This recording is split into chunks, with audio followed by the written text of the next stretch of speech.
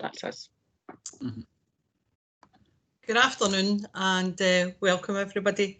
Just the normal precautions regarding having a digital meeting, that if you're not speaking, please put off your microphone so that the recording can follow who is speaking at the time. If you wish to ask a question, please put a note in the meeting chat box, or put your virtual hand up and I'll see who's basically got questions and things like that then. And to warn everybody that this meeting is being video recorded. Elaine, do we have any apologies? None received, convener. Thank you. Any declarations of interest? Nothing indicated, so I take it that there's none. Can we approve the minute of the meeting held on the 18th of September? Yes, okay, I can take it for that the minute of the meeting in the 18th of September is agreed.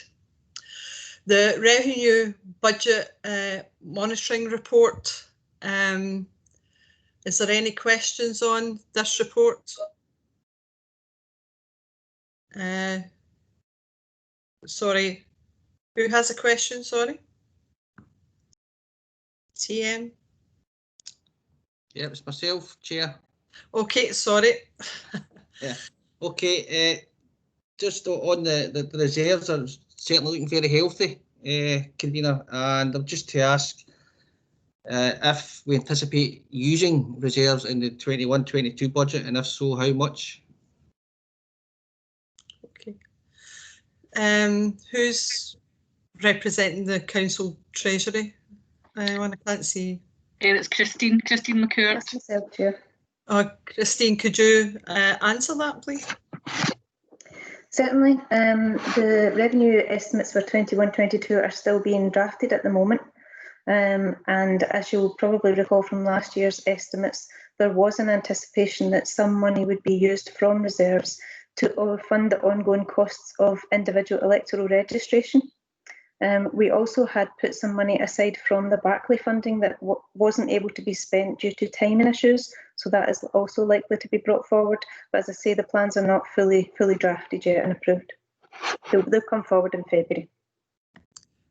Okay. Councillor Innes, you've got a question? I have.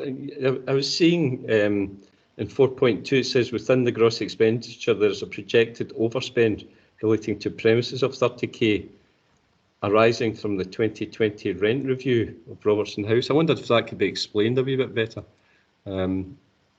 Is that because money's not coming in from Robertson House, or I just don't understand what it's saying there. No, I'm happy to take that one again if that's all right, Chair. Okay. Maybe Kate want to come in after me, but there is a rent review as part of the lease, which at periodic times throughout the lease there's just a review of costs. As you know, that half of Robertson House is subleased now to Renfrewshire Leisure, so the board only takes up half of that premises. But this cost has just been a review of the actual leasing costs for the current period of the lease. It just hasn't yet been concluded, and I believe negotiations are still ongoing, but maybe Kate would like to drop in there. Okay, Kate. Hi, thank you. Oh, door's just banged shut with the window open for all this ventilation we've to have. Apologies. I'm going to let Jackie just bring you up to speed a wee bit on that one if I can. She's handling the rent review. Okay, thanks.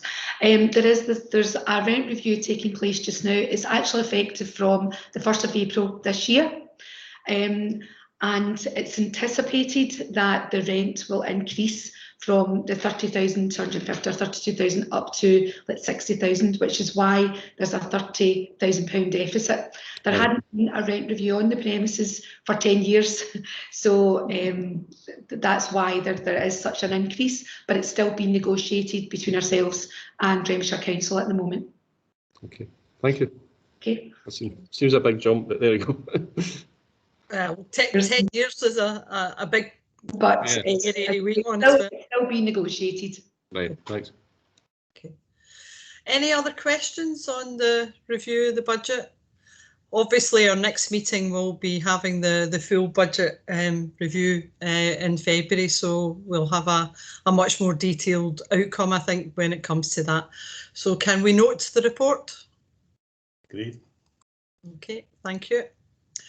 The Barclay Update Service Review is just as it says in the report. Do we have any questions on that?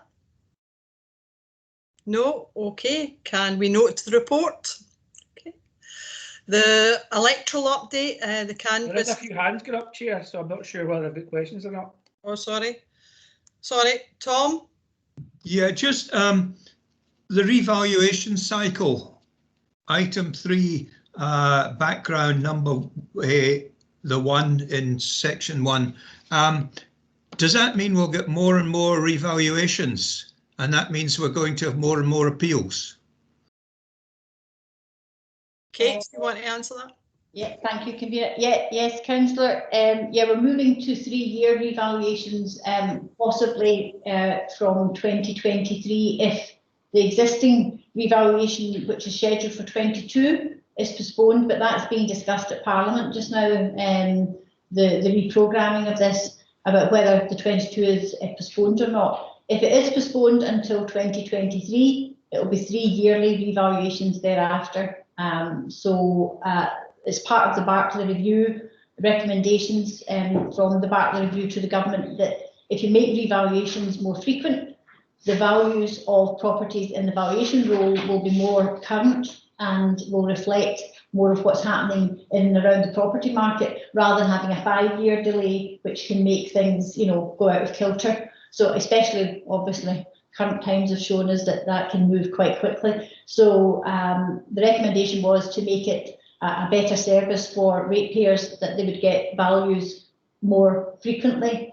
And yes, unfortunately, that does mean that the assessor's office will have to deal with more appeals more frequently as well. But that's what we're gearing up for with the IT development, etc. Thank you. Surely, in theory, we don't have a monetary valuation. We have a letter, so that if my house is an E and it's never been changed, there's no reason to change it to an F. No, this is for non-domestic properties, not for council. Ah, right. I've missed the boat on this one. No, that's all right. No, it's just the non-domestic revalue. It's not council tax hasn't been revalued, and as far as I know, there's no intention of touching that at the moment. Peddling backwards in embarrassment. Not at all. Okay. Is that all the questions for item 3? No, I think Councillor McVeigh, do you have a question on item 3? No. Oh, no. Okay. So can we note the Barclay update? Okay. Great. Okay. Electoral update item 4. Councillor Sharkey has a question. Well, it might have been answered in the presentation, but with the events in America and the attempt to what was called voter suppression there, I think the attention to the register is something that should be very important to all public officials, not just elected ones. So my question is that do we have any statistics, or do you know of any work that exists on how people voted? They had been visited, and not did they tend to vote more, which would be a statistic you might have. Was there what sort of turnout was there from the people who'd been visited by our assessors, right? And if there was any work done of an academic nature, right, to suggest whether or not any particular political group got the advantage, right, from that particular turnout. Okay, thank you, Councillor Sharkey. I don't know that I can entirely answer. I think are you asking me about the after our door knocks, that They did, yeah. Yeah, yes. You know, I was said hoping to link my question into something that you actually reported on, but you know, since I was given the opportunity to come up front here, and you know, just to restate the problem that you know, the registration of voters in other countries, right, has been made easier or more difficult depending on the perceived likelihood of that group to vote. My question is, you know, would we, I'm not suggesting for 1 minute it's been deliberately done by anybody in this country, but would any particular group get an advantage, right, from the fact that we are not knocking these doors anymore? Okay, well, I'll do my best to answer that. What I can say to you is the door knock wasn't done this year simply for COVID reasons, as you obviously read in the paper, and it has dropped considerably down to just over the 20-odd thousand, which is good to know. We don't know when we're doing the door knock what the because we're not asking any political questions, so we don't know which party they may have leaned to or not, and we don't. I could give geographic information about where the door knocks were, but I couldn't tell you obviously whether they then proceeded to vote or not, because that would be a returning officer statistic that they may have, but for particular households. But I think that's something that would be known after an election and not necessarily held. It would only be held by the returning officer for the period of time they had to hold that information if there was a challenge. So no, I couldn't tell you about persuasion. I can tell you that normally on the door knock, responses to it from actually having somebody turn up on the door is still down about a third. So although they've had a personal visit, there's still only about a third return the forms that they've been left, or indeed fill the application out whilst the person's there to help them do it. So it's not a huge return rate either, which is disappointing. But in this particular instance, this year in particular, we're down at 23,000 for door knocks, which is a huge change from the last couple of years where we've been over 50 odd and 40 odd. So I am hopeful, because we do have a May election upon us coming fast and furious, that if COVID restrictions allow and it's deemed safe for staff to do so, we will do a spring mini canvass to try and sweep up anybody that's fallen in between the cracks kind of thing. But there's going to be huge publicity campaigns by the Electoral Commission, the Scottish Government, etc., to make everybody aware that there's an election coming and that you should think about registering if you haven't registered. So I'm sure we'll catch them, but hopefully come the spring I'll be able to put this to rights and we'll actually be able to carry out some of the door knocks that we've missed. Thank you. Councillor Doig, you're on mute. Sorry, Councillor Ireland, you've got a question? Thank you, Chair. It was just a quick one with regard to future elections. I know in the report that it says that preparations are being made to address the various scenarios that we might find ourselves in. I suppose I was just wondering if there was any more information available as to the delivery of next year's election and even the council elections, and whether you see whether these are anticipated to be more geared around postal votes.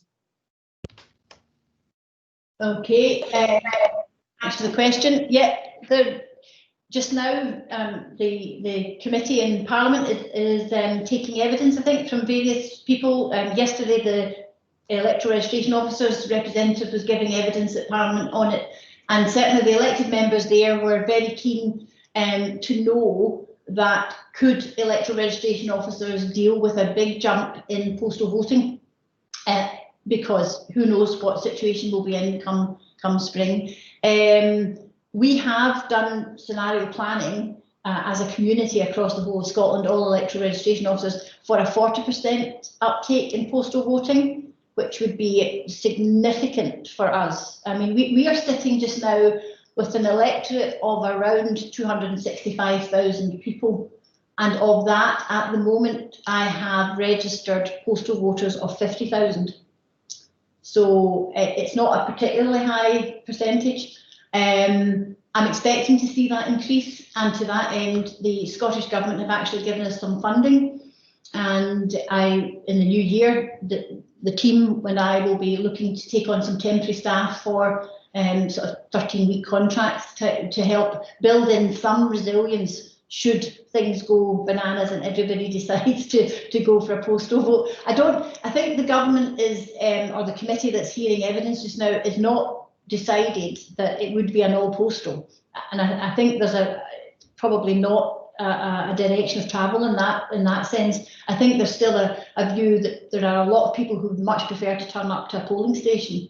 Now, whether it turns out to be a 2-day poll as opposed to a 1-day poll, and whether we do vulnerable groups on one day and the general public on another, these are all the options that are in front of Parliament just now with the bill, which they're hoping to make an act come sort of early December. So that's where we are at the minute. These decisions are being made, but part of the bill is to bring forward the date, a cut-off for postal voting applications to allow electoral registration officers to be able to process them. Because if there is a huge spike, there's an awful lot of work involved in getting those processed. So we've asked if that date could be brought forward just to ensure that we deliver and we don't fail anybody by not getting them their postal vote. So, but it's interesting, if you're stuck for something to do, you can always click on and watch it on the Parliament channel. But I don't think you'll be stuck for something to do. Thanks. No, thank you. So there'll be information coming out quite soon then. That's great, thank you. Councillor Begg. I had a little problem trying to understand Councillor Sharkey's point that he was making on that, because obviously canvassers from all the parties knock on all the doors. We're not trying to say that that's a disadvantage, are we? And I don't see how a neutral person from the rates could make an influence one way or the other. I'm just trying to get behind the thinking. Yeah, with your permission, I'm happy to put Councillor Begg right, Councillor Doig. Right, and that's okay, thanks. In no way was I suggesting, right, that there's political canvassing going on by